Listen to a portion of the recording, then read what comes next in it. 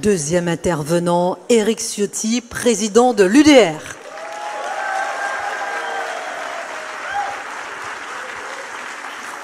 Bonsoir. Bonsoir Éric Ciotti. 3 thèmes. D'abord, l'économie. On part toujours du poste de Marc Vanguard. Nous avons une fiscalité record pour financer le système. La pression fiscale la plus élevée de la zone euro et même de l'OCDE. Pourquoi dépasse-t-on toutes les normes en France, Éric Ciotti? D'abord, un mot pour remercier du fond du cœur les organisateurs de ce Forum des libertés, de ce sommet des libertés. Ça fait du bien d'être ici, ça fait du bien de s'exprimer, ça fait du bien de pouvoir dire ce que l'on pense, d'exprimer ses convictions. Ce n'est pas toujours le cas dans une société très corsetée et où la liberté d'expression devient un privilège dans notre pays. Et merci au JDD, à CNews, à Europe 1 d'être les promoteurs de cette liberté. Alors, oui, chère Christine, chaque année, la France gagne la Coupe du Monde des impôts. Pourquoi? Parce qu'elle dépense trop et parce qu'elle dépense mal. Donc le temps est venu, et il se fait tard, le temps est venu d'engager une vaste réforme de l'État, une vaste réforme des collectivités territoriales. Le temps est venu de remettre de l'ordre dans les comptes, comme de l'ordre dans la rue, c'est un autre débat, mais c'est finalement assez lié. On est dans un pays qui dépense beaucoup trop là où il devrait limiter son engagement parce qu'il porte atteinte à la liberté d'entreprendre, de créer, d'initiative. Et on est dans un pays qui ne dépense pas assez pour protéger ses concitoyens, pour assurer sa défense nationale, pour assurer sa sécurité et pour dire la justice. Donc il faut engager cette immense réforme. C'est ce à quoi l'UDR s'est employé. Depuis janvier, nous avons tenu 3 forums des libertés.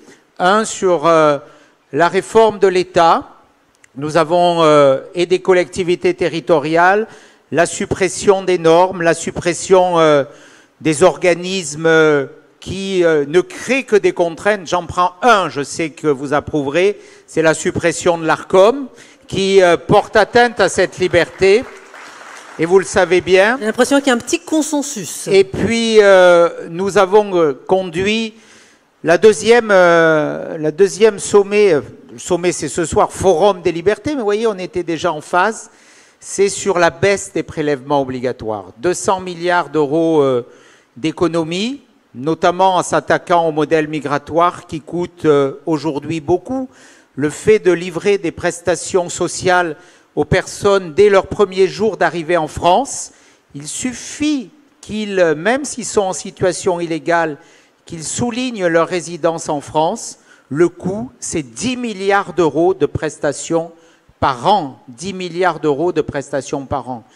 Mais toute notre politique, et vous me disiez tout à l'heure peut-être une mesure phare. Oui, quelle est la mesure prioritaire en économie? La mesure prioritaire, c'est que les Français aient plus de revenus disponibles. 2 moyens pour cela, la hausse du salaire. On a des salaires nets trop faibles en France, beaucoup trop faibles. Le coût salarial est parmi les plus élevés d'Europe. Pour un salaire brut de 100 €, il faut que le chef d'entreprise engage 142 €. Et au final, le salarié n'a, en termes de salaire net, que 72 €. Sur ces 72 €, il va ensuite payer un impôt sur le revenu dont le taux marginal peut monter au-delà de 45%. Une fois qu'il aura payé son impôt sur le revenu, il va consommer et il va payer de la TVA. Une fois qu'il lui restera, après avoir consommé, une partie pour épargner et se constituer un patrimoine, il sera appelé à payer la taxe foncière pour les collectivités ou l'impôt sur la fortune immobilière. Et enfin, malheureusement, quand il voudra transmettre ce patrimoine, il devra payer un impôt sur la mort confiscatoire. Eh bien, c'est à tout cela qu'il faut s'attaquer. Nous voulons supprimer la CSG sur les salaires, qui sera gagée sur les 200 milliards d'économies que nous dégageons, et nous voulons, ce qui permettra un 13e mois, et nous voulons quasiment une flat tax sur l'impôt sur le revenu, uniquement à 2 taux, 5 et 20%. Voilà, il faut redonner du revenu et du pouvoir d'achat aux Français, et en même temps, en supprimant la plupart des impôts de production, de la compétitivité aux entreprises. Pouvoir d'achat pour les salariés, compétitivité pour les entreprises. Passons à Éric Ciotti au thème des libertés. Je vous prends un exemple. La Roumanie a vu l'interdiction pour son candidat de la droite nationale de se présenter. L'Allemagne est en train de réfléchir à l'interdiction de l'AfD, parti de droite nationale. C'était peut-être inimaginable il y a quelques années. Qu'est-ce que cela dit de nos libertés au sein même de la zone euro, au sein même de l'Union européenne, a priori abritant pourtant des démocraties? Ces libertés, tout simplement, sont menacées, sont en danger. On vit sous le règne d'une forme de dictature de la pensée unique, du politiquement correct. Je le disais en introduction, ce soir ça fait du bien de dire ce que l'on pense, de croire à ce que l'on dit et d'exprimer cette liberté totale. Ce n'est plus toujours le cas.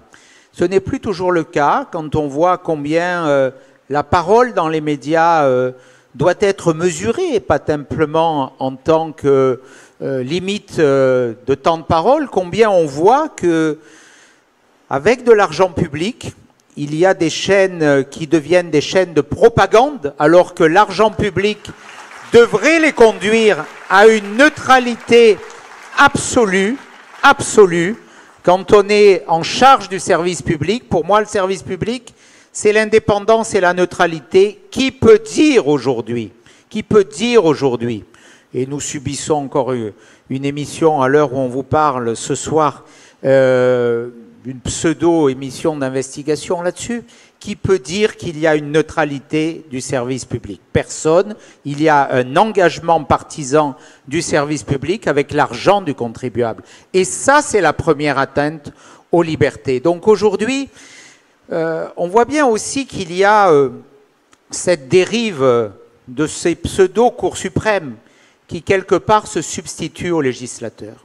Aujourd'hui, le législateur que je suis, que nous sommes pour beaucoup dans cette salle, et je salue nombre de mes collègues, eh bien, lorsqu'ils votent une loi, rien ne les garantit que cette loi va être tout simplement promulguée. On a eu de maints exemples, encore la semaine dernière, la toute petite loi qui visait à renforcer ou à corriger les erreurs du passé en matière de délinquance et de violence des mineurs, censurée par le Conseil constitutionnel. On l'a vu sur la loi immigration, quasi intégralement censurée par le Conseil constitutionnel. Alors Éric Ciotti, quelle serait la mesure prioritaire pour garantir nos libertés? Le référendum. Je crois aujourd'hui qu'il faut redonner la parole au peuple. C'était l'esprit de la Ve République. C'est ce que le général de Gaulle avait voulu, mais je suis favorable à ce qu'on élargisse le champ du référendum. Pour moi, aujourd'hui, la démocratie d'Europe, du continent européen, pas de l'Union européenne, qui fonctionne le mieux, c'est la Suisse. C'est cette démocratie directe, ce sont ces référendums d'initiative citoyens, ce sont ces consultations. Je crois qu'on ne pourra régénérer cette démocratie si on ne met pas à mal ces corps intermédiaires qui se sont substitués au peuple. Le peuple est souverain, la souveraineté populaire, la volonté générale est exprimée au travers ses représentants. Ces représentants aujourd'hui sont corsetés, ils sont bridés, donc il faut passer directement et il faut que la voix du peuple ne puisse pas être surmontée par un petit cénacle déconnecté qui fait la loi à la place du peuple et du législateur. Pour moi, il faut renouer avec l'essence de la démocratie. Éric Ciotti, nous avons vu l'économie, les libertés. Dernière question, l'espérance. Au-delà des réformes, que diriez-vous à une société gagnée aujourd'hui par la lassitude? On le voit tous les jours. Beaucoup de nos concitoyens, beaucoup de mes concitoyens, quand je les rencontre dans ma ville de Nice ou partout en France, me disent « mais est-ce qu'il n'est pas trop tard ?» C'est ça. C'est cette lassitude, c'est ce pessimisme, c'est cette inquiétude de demain. Aujourd'hui, on est dans une société où l'avenir n'est plus regardé comme une espérance, mais comme une menace, et notamment par les jeunes. Eh bien, moi, je veux leur dire qu'il n'est pas trop tard, même s'il devient tard, et qu'il est déjà très tard, et que le temps du sursaut est venu, et que la base du sursaut, c'est ce que nous avons fait l'année dernière avec Jordan Bardella et Marine Le Pen. L'alliance, l'unité, le rassemblement. Et cette alliance, elle s'exprime ce soir, ici. Et je veux bien sûr saluer tous les acteurs qui depuis longtemps militent. J'ai fait le choix l'année dernière.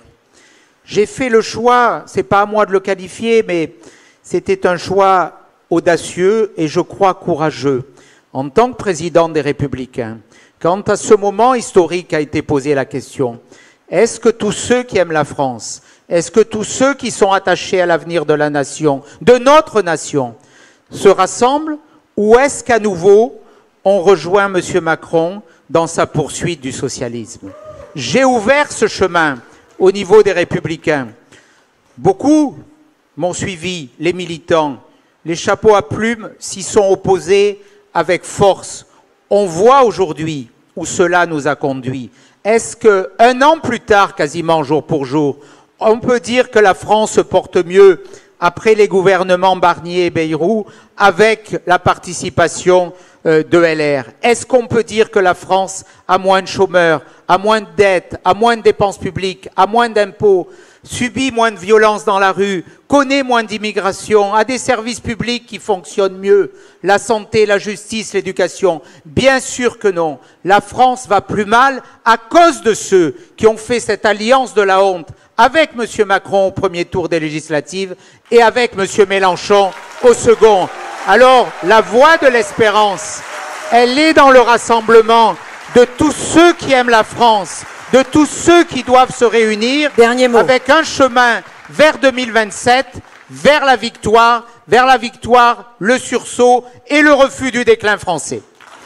L'espérance dans l'Alliance. Éric Ciotti, merci pour votre présence.